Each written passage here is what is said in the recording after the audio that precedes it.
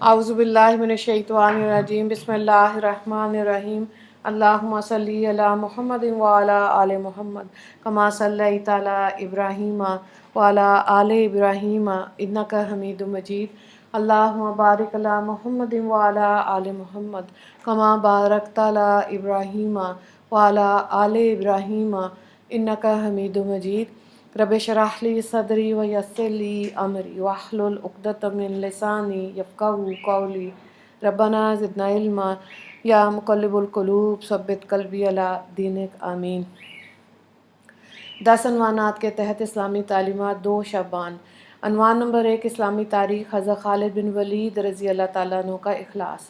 صحابہ کرام رضی اللہ تعالیٰ عنہم اجمعین کے ہر عمل میں اخلاص نیت اور اللہ تعالیٰ کی رضا شامل ہوتی تھی، اس لیے وہ اپنے اخلاص اور اللہ کی رضامندی حاصل کرنے کے لیے بڑے بڑے عہدے قربان کر دیا کرتے تھے۔ حضرت خالد بن ولید کی معزلی ان کی اخلاص کی بہترین مثال ہے۔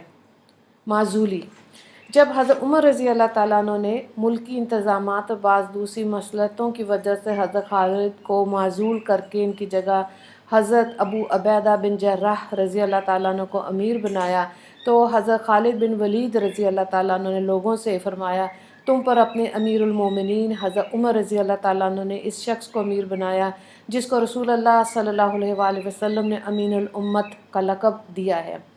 یہ کہہ کر امارات کو ان کے حوالے کر دیا۔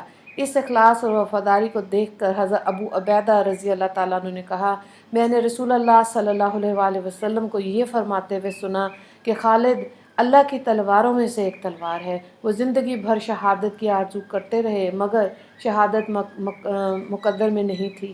جب ان کا انتقال آیا تو بستر پر لیٹے ہوئے فرمایا، جب میں انتقال کر جاؤں تو میرا گھوڑا اور میرے ہتھیاروں کو اللہ کے لیے وقف کر دینا۔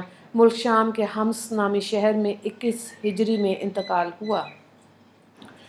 عنوان نمبر 2، حضور صلی اللہ علیہ وآلہ وسلم کا معجزہ۔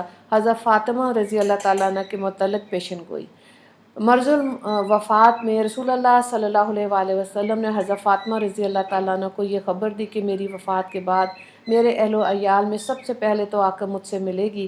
چنانچہ رسول اللہ صلی اللہ علیہ وآلہ وسلم کی وفات کے بعد آپ کی پیشن گوئی کے مطابق سب سے پہلے حضرت فاطمہ رضی اللہ تعالیٰ عنہ کی وفات ہوئی۔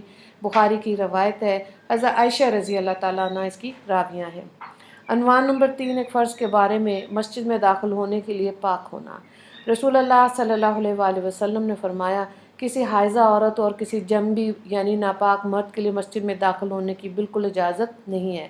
مفہوم یہ ہے کہ مسجد میں داخل ہونے کے لیے پاک ہونا ضروری ہے۔ ابو داؤد کی روایت ہے، حضرت عائشہ رضی اللہ تعالیٰ عنہا اس کی راویہ ہیں۔ عنوان نمبر 4، ایک سنت کے بارے میں کپڑے پہننے کی دعا۔ رسول اللہ صلی اللہ علیہ وآلہ وسلم نے فرمایا، جو کوئی کپڑا پہنے اور یہ دعا پڑھے تو اس کے اگلے پچھلے سب گناہ معاف ہو جاتے ہیں۔ دعا یہ ہے، الحمدللہ الذی کسانی ھذا ورزقنی من غیر حول منی ولا قوت۔ ابو داؤد کی روایت ہے، حضرت معاذ بن انس رضی اللہ تعالیٰ عنہ اس کے راوی ہیں۔ عنوان نمبر 5، ایک اہم عمل کی فضیلت، قرآن کی تلاوت کرنا۔ رسول اللہ صلی اللہ علیہ وآلہ وسلم نے فرمایا، قرآن شریف کی تلاوت کیا کرو، اس لیے کہ قیامت کے دن یہ اپنے ساتھی یعنی پڑھنے والے کی شفاعت کرے گا۔ مسلم کی روایت ہے، حضرت ابو امامہ رضی اللہ تعالیٰ عنہ اس کے راوی ہیں۔ عنوان نمبر 6، گناہ کے بارے میں زمین میں فساد پھیلانا۔ قرآن میں اللہ تعالیٰ فرماتا ہے، بلا شبہ وہ لوگ جو اللہ سے پکا عہد کرنے کے بعد توڑ ڈالتے ہیں اور ان رشتے ناتوں کو بھی توڑ ڈالتے ہیں جن کو اللہ نے جوڑے رکھنے کا حکم دیا، زمین میں فساد پھیلاتے رہتے ہیں، تو ایسے لوگ بڑے خسارے والے ہیں۔ سورہ بقرہ آیت نمبر 27۔ عنوان نمبر 7، دنیا کے بارے میں دنیا مانگنے والا۔ قرآن میں اللہ تعالیٰ فرماتا ہے، لوگوں میں سے بعض ایسے بھی ہیں جو کہتے ہیں، ہمارے پروردگار ہم کو جو کچھ دینا دنیا میں ہی دے دیجیے، تو ان کو جو کچھ ملنا وہی دنیا میں مل جائے گا اور ایسے شخص کو آخرت میں کچھ نہیں ملے گا۔ سورہ البقرہ آیت نمبر 200۔ عنوان نمبر 8، آخرت کے بارے میں قبر کا عذاب۔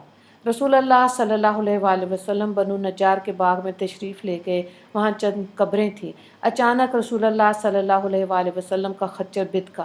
رسول اللہ صلی اللہ علیہ وآلہ وسلم نے فرمایا، مردوں کو عذاب دیا جا رہا ہے، اسی کی آواز سے یہ بدک رہا ہے۔ اگر یہ ڈر نہ ہوتا کہ تم مردوں کو دفن کرنا چھوڑ دو گے تو میں تمہیں بھی وہ آوازیں سنوا دیتا۔ مسلم کی روایت ہے، حضرت زید بن ثابت رضی اللہ تعالیٰ عنہ اس کے راوی ہیں۔ عنوان نمبر 9، طب نبوی سے علاج، جسم کے درد کا علاج۔ حضرت عثمان بن ابو العاص رضی اللہ تعالیٰ عنہ نے رسول اللہ صلی اللہ علیہ وآلہ وسلم کی خدمت میں حاضر ہو کے اپنے جسم کے درد کو بتایا تو رسول اللہ صلی اللہ علیہ وآلہ وسلم نے فرمایا، جہاں درد ہوتا ہو وہاں ہاتھ رکھ 3 بار بسم اللہ اور 7 مرتبہ یہ دعا پڑھو، اعوذ باللہ وقدرتہ من شر ما اجد واحاذر۔ ترجمہ، میں اللہ اور اس کی قدرت کی پناہ چاہتا ہوں ہر اس تکلیف سے جو مجھے پہنچی ہے اور جس سے میں ڈرتا ہوں۔ چنانچہ ان صحابی نے جب یہ کلمات کہے تو ان کا درد ختم ہو گیا۔ پھر وہ صحابی اپنے گھر والوں اور دوسرے ضرورت مندوں کو ہمیشہ ان کلمات کی تلقین کرتے رہتے تھے۔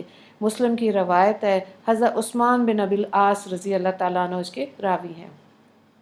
عنوان نمبر 10، نبی صلی اللہ علیہ وآلہ وسلم کی نصیحت۔ رسول اللہ صلی اللہ علیہ وآلہ وسلم نے فرمایا، اللہ کے ذکر کے علاوہ زیادہ بات مت کرو کیونکہ اس سے دل میں سختی پیدا ہوتی ہے، اور جس کے دل میں سختی ہوتی ہے وہ اللہ کی رحمت سے بہت زیادہ دور ہوتا ہے۔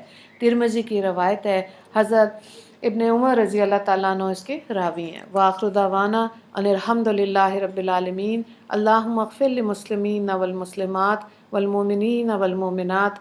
السلام علیکم ورحمۃ اللہ وبرکاتہ۔